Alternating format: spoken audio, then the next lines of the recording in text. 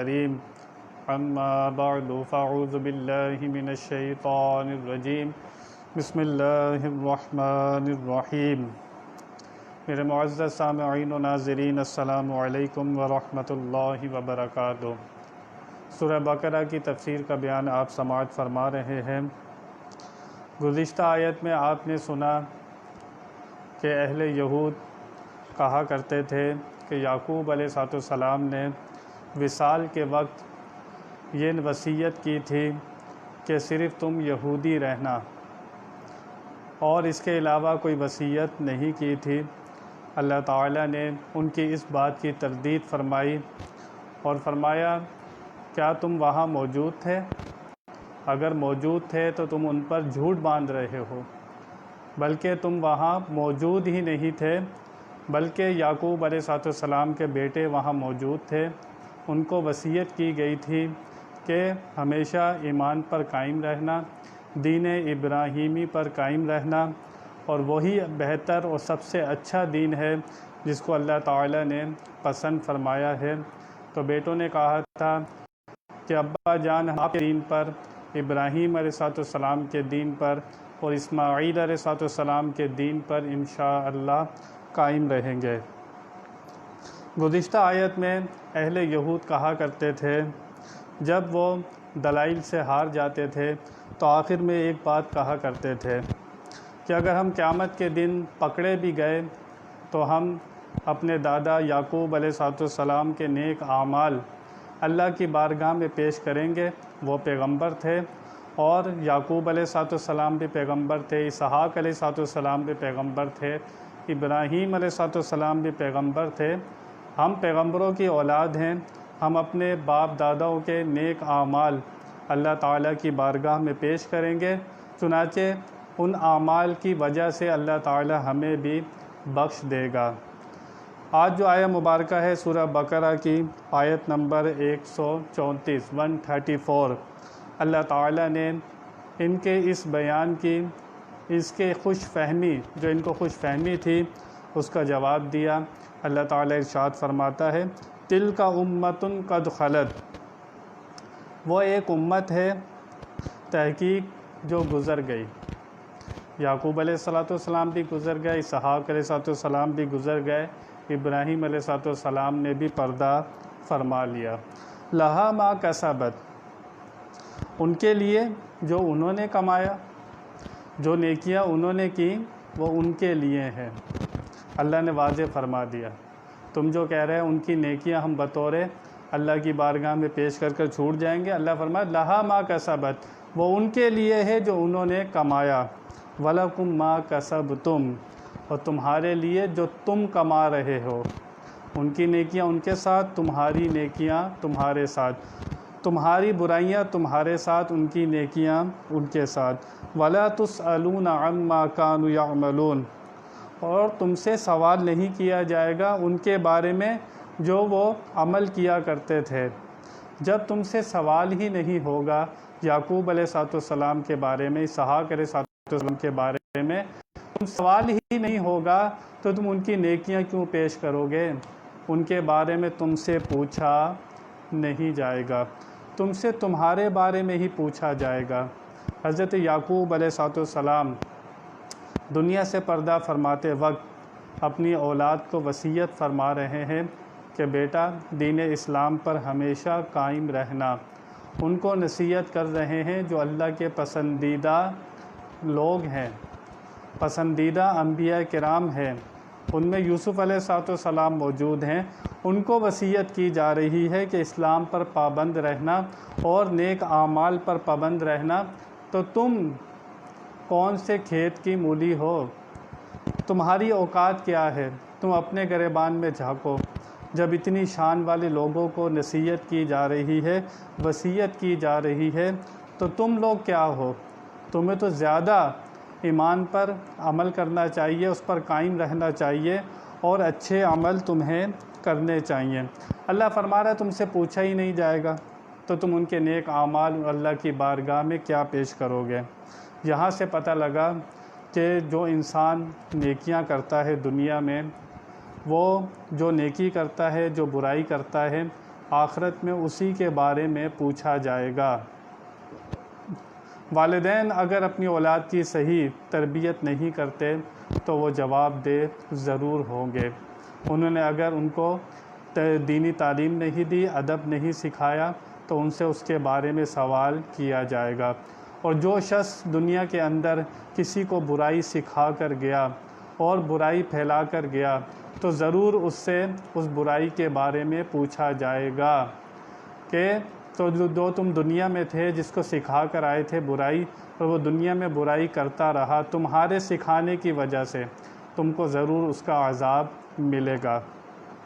لیکن ایسا نہیں ہے کہ کسی کے والدین بہت نیک ہوں اور بیٹا یہی کہتا رہے کہ میرے والد تو بہت نیک ہیں، مجھے نیکیاں کرنے کی ضرورت نہیں ہے، مجھے اچھے اعمال کرنے کی ضرورت نہیں ہے۔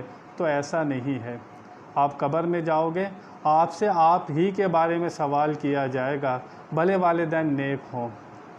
جو اولاد اس امید پر بیٹھی رہتی ہے کہ ہمارے والدین نیک تھے، آبا و اجداد نیک تھے، ہمارے والد پیر گزرے ہیں، گدی نشین گزرے ہیں، تو ہمیں عمل کی ضرورت نہیں ہے، تو پھر وہ خوش فہمی میں مبتلا ہیں اور یہ بات انہیں گمراہی میں دھسا دے گی اور پھنسا دے گی۔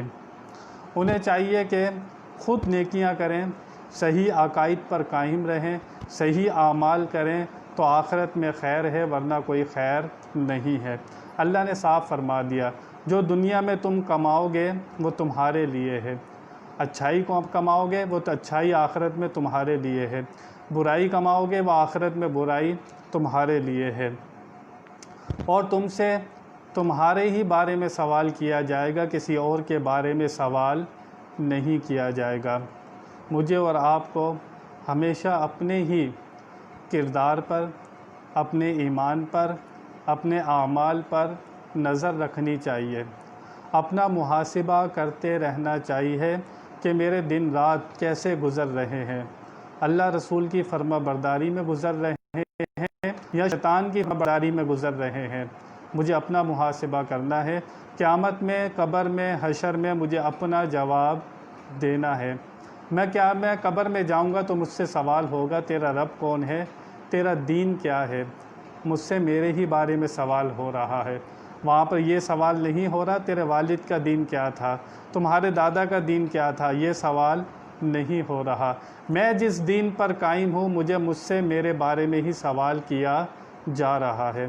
آج افسوس ہماری نظریں دوسروں کے اوپر صبح سے لے کر شام تک لگی رہتی ہیں، فلانا کیا کر رہا ہے، فلانی کیا کر رہی ہے، ہماری پوری زندگی دوسروں کو دیکھنے میں ہی گزر جاتی ہے۔ ہم لوگ دوسروں کو ہی دیکھتے رہتے ہیں کہ وہ مجھ سے زیادہ ترقی کر گیا، وہ مجھ سے زیادہ پیسے کما رہا ہے، وہ مجھ سے اچھے گھر میں رہ رہا ہے۔ ہونا تو یہ چاہیے تھا کہ اگر ہم نے کسی سے موازنہ کرنا تھا تو ہم اس شخص سے موازنہ کرتے جو 5 نمازیں پڑھتا تھا، تو ہم کہتے یار یہ 5 نمازیں پڑھتا ہے، کاش میں تہجد بھی پڑھوں، یار یہ اللہ کے بہت قریب ہے، میں اس سے زیادہ اللہ کے قریب ہو جاؤں، یہ صدقہ خیرات زیادہ کرتا ہے تو میں اللہ کے لیے اس سے زیادہ صدقہ خیرات کروں۔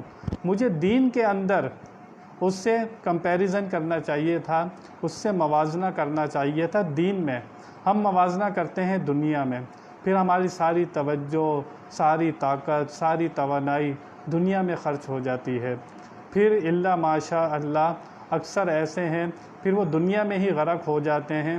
بہت کم لوگ ہیں جو دنیا میں بھی رہتے ہیں اور آخرت کی طرف بھی ان کا دھیان رہتا ہے۔ انسان کو بھیجا گیا تھا دنیا میں کہ یہ دنیا میں رہ کر رب کو نہیں بھولے، اور وہی شخص کمال پر ہوتا ہے جو دنیا میں رہتا ہے لیکن اپنے رب سے غافل نہیں ہوتا۔ دنیا کیا ہے؟ دنیا نام ہے رب سے غافل ہو جانے کا۔ گھر بنانے کا نام دنیا نہیں ہے، شادی کرنے کا نام دنیا نہیں ہے، بیوی بچوں کا نام دنیا نہیں ہے، مال و دولت کمانے کا نام دنیا نہیں ہے، دنیا وہ ہے جو تمہیں اپنے رب سے غافل کر دے، دنیا وہ ہے جو تمہارے رب سے تعلق توڑ دے، دنیا وہ ہے جو تمہیں اپنے رب سے دور کر دے، دنیا وہ ہے جو تمہیں نماز کے قریب نہ جانے دے، دنیا وہ ہے جو تمہیں رمضان کے روزے نہ رکھنے دے، دنیا وہ ہے جو تمہیں زکوٰۃ نہ دینے دے، مال ہوتے ہوئے بھی تمہیں حج پر نہ جانے دے۔ تو دنیا اس کا نام ہے، بیوی بچوں کا نام، مال پیسے کمانے کا نام، امیر ہونے کا نام دنیا نہیں ہے۔ آپ کروڑ پتی ہیں، کھرب پتی ہیں، دنیا آپ کو نقصان نہیں دے گی۔ دنیا آپ کو نقصان کب دے گی؟ جب اس کی محبت اتنی بڑھ جائے اور رب کی محبت کم ہو جائے اور آپ رب کی یاد سے غافل ہو جائیں۔ دنیا کیا ہے؟ غیر حق کو حق سے زیادہ عزیز رکھنا، جو غیر حق ہے حق سے زیادہ اس کو عزیز رکھنا، یہ دنیا ہے۔ عزیز اور پیارا کس کو رکھنا تھا؟ اللہ کو رکھنا تھا، اس کے رسول کو رکھنا تھا۔ ہم نے کیا کیا؟ اس کے غیر کو عزیز رکھا اور اللہ رسول کو عزیز نہیں رکھا، تو یہ دنیا ہے۔ لوگ اس ڈیفینیشن صحیح سمجھتے نہیں ہیں کہ دنیا کیا ہے۔ مال و دولت جتنی انسان جائز کما سکتا ہے کمائے، شادی کرتا ہے، گھر بناتا ہے، شریعت اس کو منع نہیں کرتی۔ کوئی اچھے حال میں رہتا ہے، شریعت اس کو منع نہیں کرتی۔ لیکن انسان جب اللہ سے دور ہو جائے، رسول سے دور ہو جائے، تو انسان پھر غفلت کا شکار ہوتا ہے، پھر وہ دنیا دار کہلاتا ہے جو رب سے غافل ہو جائے۔ تو آخرت میں انسان سے اسی کے بارے میں سوال کیا جائے گا۔ ہمیں اپنے اندر غور کرنا چاہیے، ہمیں اپنا محاسبہ کرنا چاہیے کہ یار میرے دن رات کیسے گزر رہے ہیں۔ دوسرے کی فکر میں اتنے لگ جانا اور ساری توجہ دوسرے پر رکھنا کہ فلانا کیا کر رہا ہے، فلانی کیا کر رہی ہے، رات دن بندے کی توجہ ساری اسی پر لگی رہے گی، تو رب کی طرف کب جائے گا وہ؟ جو رب کو کب سوچے گا وہ؟ جو دنیا کو ہی سوچتا رہے گا اور مخلوق پر ہی 24 گھنٹے توجہ رکھے گا، تو رب کی طرف کب جائے گا؟ مجھے مر کے قبر میں اپنا جواب دینا ہے۔ لہا ما کسبت ولکم ما کسبتم، جو تم نے کمایا وہ تمہارے لیے ہے، جو انہوں نے کمایا وہ ان کے لیے ہے۔ تمہارے والدین جو نیکیاں کر رہے ہیں وہ ان کے لیے ہے، تم جو نیکیاں کرو گے وہ تمہارے لیے ہوں گی۔ یہ اور بات ہے کہ آخرت کے اندر ایمان والے ایک دوسرے کو فائدہ پہنچائیں گے، یہ الگ پورا ایک مضمون ہے کہ آخرت میں فائدہ ہوگا، لیکن انسان کو اپنا جواب دینا ہے، اس کے لیے انسان کو تیاری کرنی چاہیے۔ چنانچہ ایک قوم تھی، ان کے اندر ایک رواج تھا، وہ 1 سال تک کسی کو بھی بادشاہ چن کر اپنا بادشاہ بنا لیتے تھے، اور 1 سال کے بعد اس کو بادشاہت سے ہٹا کر جنگل بیابان میں چھوڑ آتے تھے، جہاں پر اس کو جانور درندے کھا جاتے تھے۔ اس قوم کا ایک رواج تھا، صبح فجر کے بعد وہ ایک دریا کے کنارے جاتے، جو پہلا شخص ان کو ملتا وہاں پر اس کو وہ بادشاہ بنا دیتے تھے، اور اس کی غلامی کرتے تھے اور خوب کام وام کرتے تھے۔ سارا انتظام وہی شخص چلاتا تھا جس کو وہ بادشاہ بناتے تھے۔ چنانچہ ایسا ہی ہوا، ایک دفعہ وہ قوم نکلی صبح کے ٹائم، انہوں نے بادشاہ چننا تھا۔ ایک شخص کو انہوں نے دیکھا، ہمارا بادشاہ تو یہ ہے۔ فجر کے بعد جو پہلا شخص ان کو ملتا تھا وہ اس کو اپنا بادشاہ بنا لیتے تھے۔ جب اس شخص کو انہوں نے اپنا بادشاہ بنا لیا تو اس نے پوچھا اپنی قوم سے کہ مجھے بادشاہ کتنے ٹائم کے لیے بنایا ہے؟ قوم نے کہا 1 سال کے لیے۔ انہوں نے کہا 1 سال کے بعد کیا کرو گے؟ انہوں نے کہا ایک جنگل بیابان ہے، وہاں پر ہم آپ کو چھوڑ دیں گے 1 سال کے بعد۔ بادشاہ نے کہا میں اس کا سروے کرنا چاہتا ہوں، مجھے دکھاؤ وہ جنگل بیابان کہاں ہے۔ چنانچہ بادشاہ نے اس جنگل بیابان کا دورہ کیا۔ بادشاہ نے جب جنگل بیابان کا دورہ کیا اور بادشاہ نے دیکھا کہ 1 سال کے بعد یہ قوم مجھے یہاں جنگل بیابان میں چھوڑ جائے گی، اتنے خطرناک یہاں پر سانپ، چیتے، شیر اور طرح طرح کے درندے، یہ تو مجھے چیر پھاڑ کھائے جائیں گے، اکیلی مجھے قوم یہاں پر چھوڑ جائے گی۔ بادشاہ اپنی جگہ دیکھ کر، جہاں پر 1 سال کے بعد اسے جانا تھا، جب اس نے وہ جگہ دیکھی، بادشاہ اپنے تخت پر آ کر بیٹھا، اور بادشاہ بڑی سوچ بچار میں تھا، اور بادشاہ نے کیا کیا، وہاں پر 6 مہینے کے اندر اندر وہ جنگل کو ایک منگل بنا دیا، وہ جنگل بیابان کو بہترین ایک باغ بنا دیا، اس نے ایک جنت کا نمونہ بنا دیا۔ وہاں پر ساری بادشاہ نے صفائی کرائی، سارے درندے جانور مروا دیے اور بہترین وہاں پر باغ لگوائے، وہاں پر کھیتی باڑی کا انتظام کیا، بہترین وہاں پر گھر بنوائے۔ جب 1 سال پورا ہونے لگا بادشاہ کا، بادشاہ کو پتہ تھا اس جنگل بیابان میں مجھے میری قوم چھوڑ کر آئے گی، تو بادشاہ بہت خوش تھا۔ 1 سال پورا ہوا، قوم نے کہا ہم آپ کو جنگل بیابان میں چھوڑ آئیں گے۔ بادشاہ نے کہا کوئی ضرورت نہیں ہے، وہ جنگل بیابان میں خود چلے جاؤں گا۔ بادشاہ خوشی خوشی اس جنگل بیابان میں کیوں جا رہا تھا؟ بادشاہ وہاں پر محنت کر چکا تھا۔ دنیا بھی آخرت کی کھیتی ہے، بندے نے اندھیری قبر میں جانا ہے اور کتنا قبر میں رہنا ہے اس کا کوئی بندے کو اندازہ نہیں ہے۔ قبر میں آپ کا مال ساتھ نہیں جائے گا، آپ کی دولت ساتھ نہیں جائے گی، آپ کی اولاد ساتھ نہیں جائے گی، آپ کے یار دوست آپ کے ساتھ نہیں جائیں گے۔ یہ قرآن آپ کے ساتھ جائے گا، ایمان آپ کے ساتھ جائے گا، نیک اعمال آپ کے ساتھ جائیں گے، یہ آپ کے دوست ہیں۔ اگر آپ نے ان سے دوستی لگا لی، ان سے یاری لگا لی، ان سے دل لگی لگا لی، تو یہ قیامت تک تمہارے ساتھ قبر میں رہیں گے۔ دنیا میں قرآن پڑھتے ہوگے تو ایسا نہیں ہے کہ قبر میں پڑھنے کو نہ ملے۔ دنیا میں درود شریف پڑھتے ہوگے تو قبر میں بھی پڑھو گے، دنیا میں نماز پڑھتے ہوگے تو قبر میں بھی پڑھو گے۔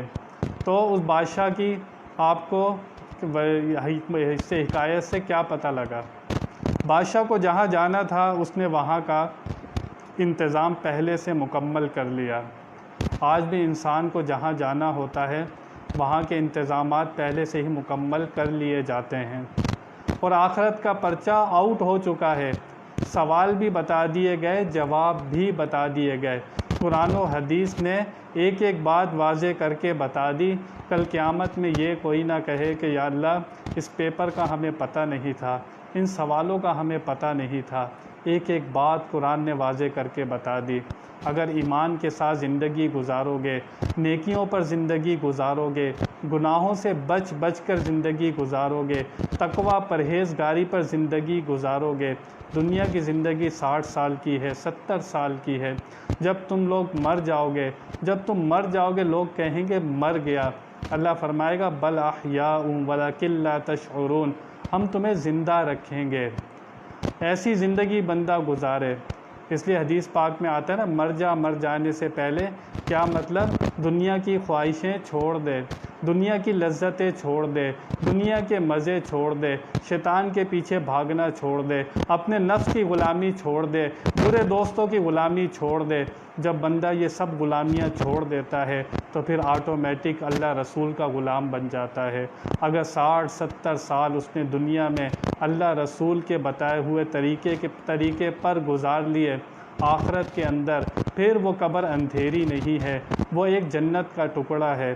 اگر اللہ رسول کی بات مان لی، اگر اللہ رسول کی بات نہیں مانی، وہی دوزخ دوزخ کا ایک سب سے خطرناک گڑھا ہے۔ بندے کو یاد رہنا چاہیے کہ میرا دنیا میں آنے کا مقصد کیا تھا۔ بندے کو اپنے مقصد سے نہیں بھولنا چاہیے۔ جب بندہ اپنا مقصد بھول جاتا ہے تو پھر وہ دنیا دار ہو جاتا ہے، دنیا میں غرق ہو جاتا ہے۔ بندے کے بہت دشمن ہیں۔ بندے کو اچھا مطالعہ کرنا چاہیے، نماز پر پابند رہنا چاہیے اور اس کو اپنا محاسبہ کرنا چاہیے، غور و فکر کرتے رہنا چاہیے کہ میں نے یہ جہان چھوڑ کر اگلے جہان میں جانا ہے، میں نے مستقل یہاں پر نہیں رہنا۔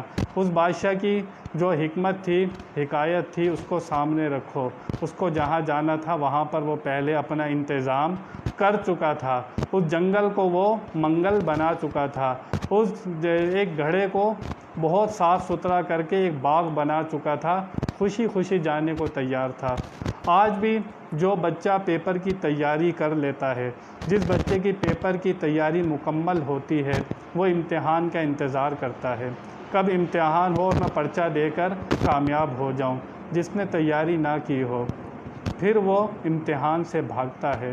جس نے قبر کی تیاری کر لی ہو، جس نے ان سوالوں کی تیاری کر لی ہو، جس نے 60-70 سال اللہ رسول کی فرما برداری کر لی ہو، پھر وہ اسرائیل علیہ السلام کا انتظار کرتا ہے، کب وہ فرشتہ آئے گا، مجھے میرے یار سے ملا دے گا، مجھے نبی پاک صلی اللہ تعالیٰ علیہ وسلم کا قبر میں دیدار ہوگا۔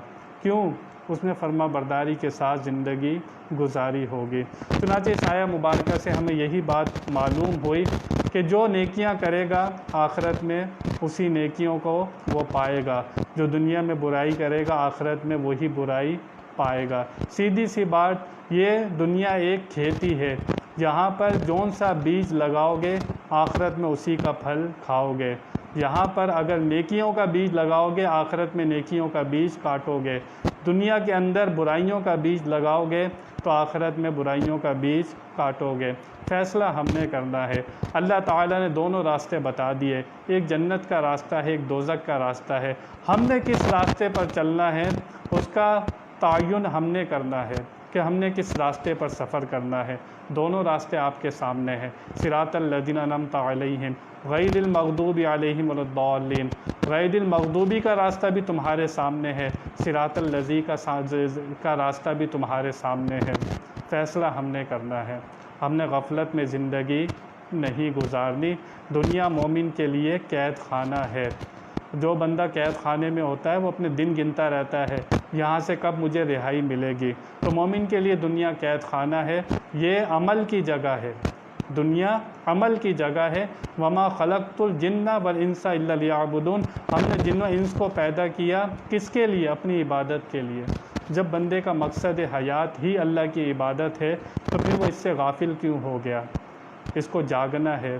اگر یہ یہاں سوتا رہا تو پھر آخرت میں نہیں سو سکے گا، قبر میں نہیں سو سکے گا۔ دنیا میں اگر یہ جاگتا رہا، فرما برداری کرتا رہا اللہ رسول کی، پھر قبر میں اس کو آرام ہی آرام ہے، وہاں کوئی مشکل نہیں ہوگی۔ بیان میں کوئی غلطی ہوئی ہو اللہ کی بارگاہ میں توبہ کرتا ہوں۔ وآخر دعوانا ان الحمد للہ رب العالمین۔